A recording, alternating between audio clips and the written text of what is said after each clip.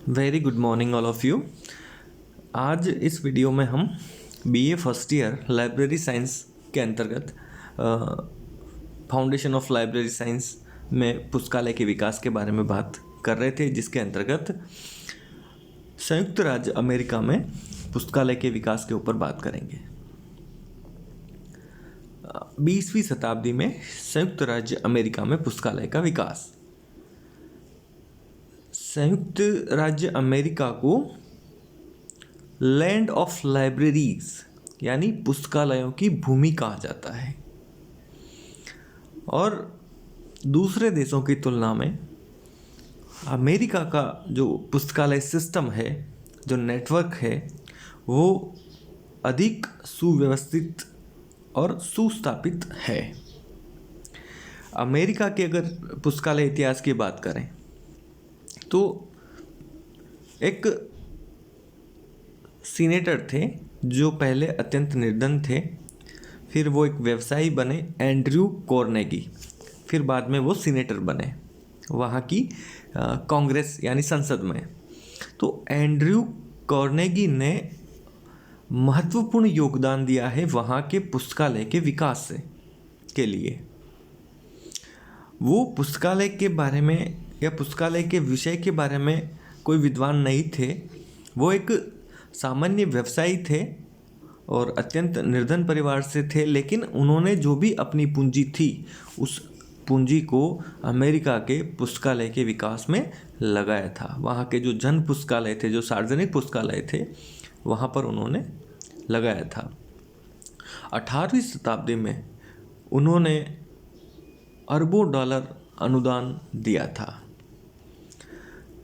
इसके अतिरिक्त वहाँ पर Ford foundation, Rockefeller foundation, general education board आदि ने वहाँ के जो सार्वजनिक पुस्तकालय है उनकी स्थापना और संचालन के लिए अपने अनुदान समय समय पर दिए हैं और वहाँ के पुस्तकालय के विकास को गति प्रदान की है उन्होंने।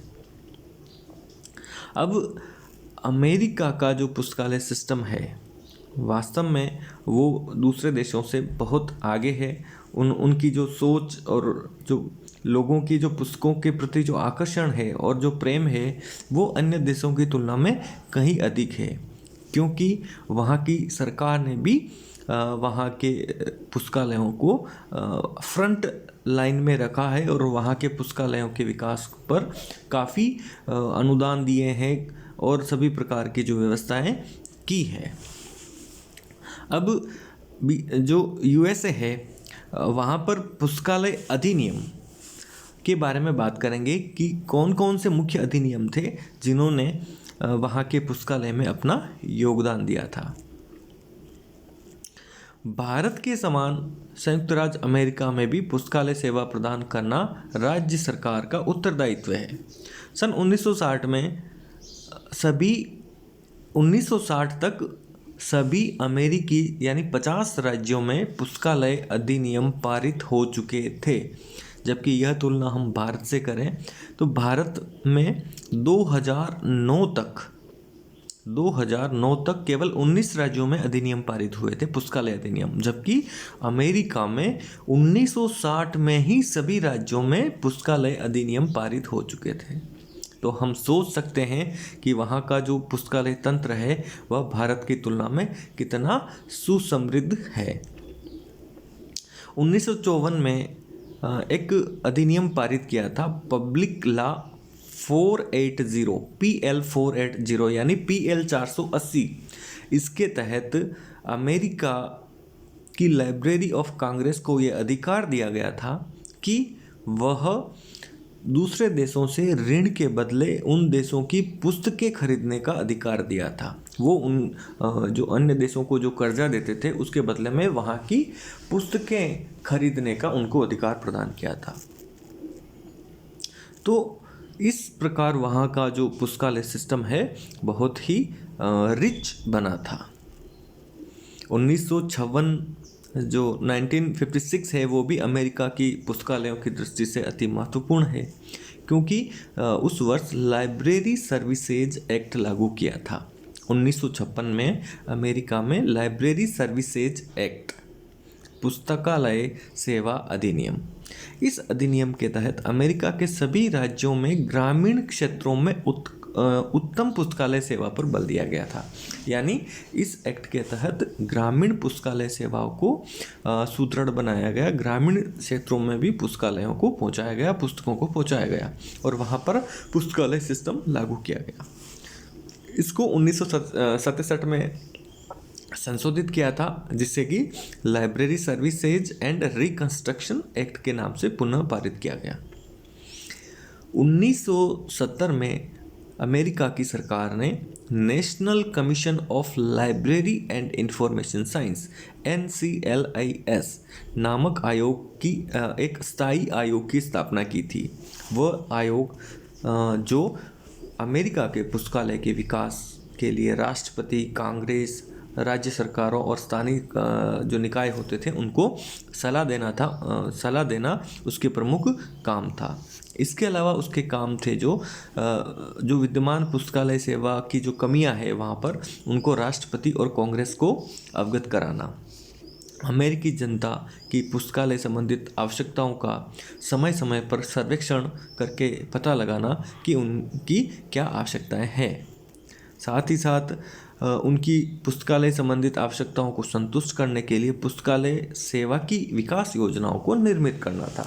तो ये जो national commission of library and information science आयोग बनाया था, इसने ये समय समय पर सरकार को पुस्तकालय की आवश्यकताओं, पुस्तकालय के प्रशिक्षण, पुस्तकालय की कमियों को वहाँ के राष्ट्रपति तथा वहाँ की जो कांग्रेस यानी संसद को अवगत कराना इस आयोग का प्रमुख काम था। अमेरिका का जो राष्ट्रीय पुस्तकालय है उसको लाइब्रेरी ऑफ कांग्रेस कहते हैं, जहाँ पर लाइब्रेरियन की नियुक्ति, वहाँ का जो ग्रंथालय है उसकी नियुक्ति वहाँ का राष्ट्रपति संसद के अनुमोदन या कांग्रेस के अनुमोदन पर करता है। अब हम बात करते हैं अमेरिका के जो सार्वजनिक पुस्तकालय है उनकी विशेषताओं के बारे में। अमेरिका के जो सार्वजनिक पुस्तकालय है वह सबसे बड़ी बात उनकी यह है कि वह सार्वजनिक आवश्यकताओं के अनुरूप सेवा प्रदान करते हैं।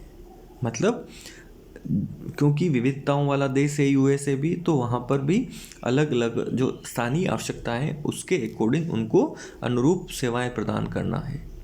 साथ ही साथ अमेरिकन जो जन पुस्तकालय हैं उनकी अगर विशेषताएं देखें तो अमेरिकी जन पुस्तकालय स्थानीय संस्थाएं हैं और सामुदायिक केंद्र के रूप में अधिकांश जनता को आकर्षित करने में समर्थ है, यानी लोगों की आवश्यकता के अनुरूप सेवाएं प्रदान करना जो कि लोगों को आकर्षित करती है। ग्रंथों तथा उनके उपयोगकर्ताओं में संपर्क स्थापित करने के लिए व्याख्यान, विभिन्न मोशन पिक्चर्स, प्रदर्शन, प्रदर्शनियाँ, वाद विवाद प्रतियोगिताएं, मोबाइल लाइब्रेरीज आदि का आयोजन किया जाता है। पुस्तकालय सेवा का प्रचार प्रसार रेडियो और टेलीविज़न और समाचार माध्यमों से किया जाता है और ग्रंथ सूचियों का वितरण भी लोगों के मध्य किया जाता है ताकि लोगों को पता चले कि जो वहाँ का लाइब्रेरी सिस्टम है वहाँ पर इस प्रकार के डॉक्यूमेंट्स अवेलेबल है। साथ ही साथ जो सार्वजनिक पुस्तकालय सेवा जो से विद्यालय, महाविद्यालय, क्लब और चर्चा क्लब और अन्य सामाजिक संस्थाओं की सेवाओं को पूरक के रूप में भी कार्य करती है। तो अमेरिका के जन पुस्तकालय की जो प्रमुख विशेषताएं वह यही है कि वो पुस्तकों के बारे में जो इन्फॉर्मेशन है वो लोगों को एक विधिवत तरीके से पहुंचाते हैं, लोगों को उन पुस्तकालयों की तरफ आकर्षित करते हैं और निःशुल्क सेवा प्रदान की जाती है। पूरे देश में अमेरिका के सभी राज्यों में सार्वजनिक पुस्तकालयों में निःशुल्क सेवा प्रदान की जाती है। तो यह जो है ये बातें हैं, ये अमेरिकन जन पुस्तकालयों की विशेषताएं थी। अब हम बात करेंगे संयुक्त राज्य अमेरिका का राष्ट्रीय पुस्तकालय, the library of Congress. Library of Congress, इसकी स्थापना सन 1800 में हुई थी। ये संसार का विशालतम पुस्तकालय है। वर्तमान में विकिपीडिया के अनुसार 16 करोड़ डॉक्यूमेंट इस लाइब्रेरी ऑफ कांग्रेस में विद्यमान है। वहाँ पुस्तकें, प्रलेख, photos, motion pictures, audio video कुल मिलाकर 16 करोड़ से भी अधिक डॉक्यूमेंट इस लाइब्रेरी ऑफ कांग्रेस में विद्यमान है। लाइब्रेरी ऑफ कांग्रेस में 3000 से भी ज़्यादा एम्प्लॉयज़ हैं। इसका बजट अरबों डॉलर के रूप में इसका बजट है और इसकी जो नियुक्ति होती है वो वहाँ की जो सीनेट यानी वहाँ का जो उच्च सदन होता है सीनेट, उस सीनेट की सहमति से राष्ट्रपति के द्वारा की जाती है। इसमें विभिन्न अलग अलग कार्यालय है, कार्यक्रम विभाग है, प्रबंधन विभाग है, प्रतिलिपि अधिकार विभाग है, विधि संग्रहालय, अनेक विभाग हैं। भारत का जो राष्ट्रीय पुस्तकालय कोलकाता में स्थापित है, यह हमारे सिलेबस में अलग से दिया गया है, तो हम भारतीय राष्ट्रीय पुस्तकालय के बारे में अलग से चर्चा करेंगे। और अमेरिका के जो लाइब्रेरी ऑफ कांग्रेस है, ये पुस्तकालय के विकास के अंतर्गत दिया गया है, तो हम इनमें ब्रीफ में ही बात करेंगे। तो लाइब्रेरी ऑफ कांग्रेस है, ये विश्व का विशालतम पुस्तकालय है और यहाँ पर सर्वाधिक एम्प्लॉयज़ काम करते हैं, एक तंत्र के रूप में काम करते हैं। इस वीडियो के अंत में इसके पिक्चर्स भी हम देखेंगे। इसके अलावा वहाँ की जो नेशनल लाइब्रेरी ऑफ मेडिसिन है, जो कि वहाँ की जो मेडिसिन के संबंधित जो भी लिटरेचर है, साहित्य है, प्रलेख है, उनका एक रिच संग्रहण है। इसकी स्थापना 1936 में आर्मी जनरल्स कार्यालय के पुस्तकालय के रूप में हुई थी। 1922 में इस पुस्तकालय का नाम आर्मी मेडिकल लाइब्रेरी हो गया था। 1952 में इसका नाम आर्म्ड फोर्सेस मेडिकल लाइब्रेरी कर दिया गया था और 1956 में इसको नेशनल लाइब्रेरी ऑफ मेडिसिन बनाया गया। इस संस्थान में वर्तमान में 1 करोड़ से भी ज़्यादा मेडिकल के संदर्भित डॉक्यूमेंट, प्रलेख, किताबें विद्यमान है। यह इसकी जो वर्गीकरण प्रणाली है प्रलेखों की, वह इसकी स्वनिर्मित वर्गीकरण प्रणाली है, national library of medicine classification. इसके अलावा अमेरिका में नेशनल लाइब्रेरी ऑफ एग्रीकल्चर है। नेशनल लाइब्रेरी ऑफ एग्रीकल्चर की स्थापना 1862 में हुई थी। यह 1978 में यह पुस्तकालय संयुक्त राज्य अमेरिका के कृषि विभाग के अधीन था। 1982-83 में इस पुस्तकालय में मुद्रित ग्रंथों की संख्या 18 लाख थी। इसके अलावा और अन्य डॉक्यूमेंट्स भी वहाँ पर अवेलेबल थे। यह पुस्तकालय कृषि के संबंधित, कृषि के विकास के संबंधित, कृषि के इतिहास के संबंधित जितने भी जो प्रलेख होते हैं, किताबें होती है, उनका एक राष्ट्रीय संग्रह है और एक महत्वपूर्ण सूचना प्रणाली है, जो कि पूरे देश को ही नहीं पूरे विश्व को कृषि के संबंधित सूचनाएं उपलब्ध करवाती है। अब अमेरिका जैसे भारत का जो एसोसिएशन है, इंडियन लाइब्रेरी एसोसिएशन, भारतीय पुस्तकालय संघ, उसी प्रकार से अमेरिकन लाइब्रेरी एसोसिएशन की बात करते हैं। अमेरिकन पुस्तकालय संघ यह विश्व का सबसे पुराना पुस्तकालय संघ है। इसकी स्थापना 1876 में मेलविल ड्यूई के सद्प्रयासों से हुई थी। मेलविल ड्यूई अमेरिका के पुस्तकालय के इतिहास के पितामह माने जाते हैं। उन्होंने पुस्तकालय विषय के विकास में अपना महत्वपूर्ण योगदान दिया था।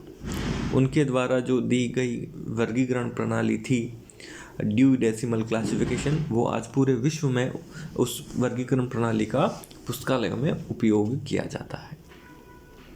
अमेरिकन लाइब्रेरी एसोसिएशन जो है, इसका ध्येय न्यूनतम व्यय पर अधिकतम लोगों के लिए श्रेष्ठतम पाठक सामग्री उपलब्ध करवाना था। यह संस्थान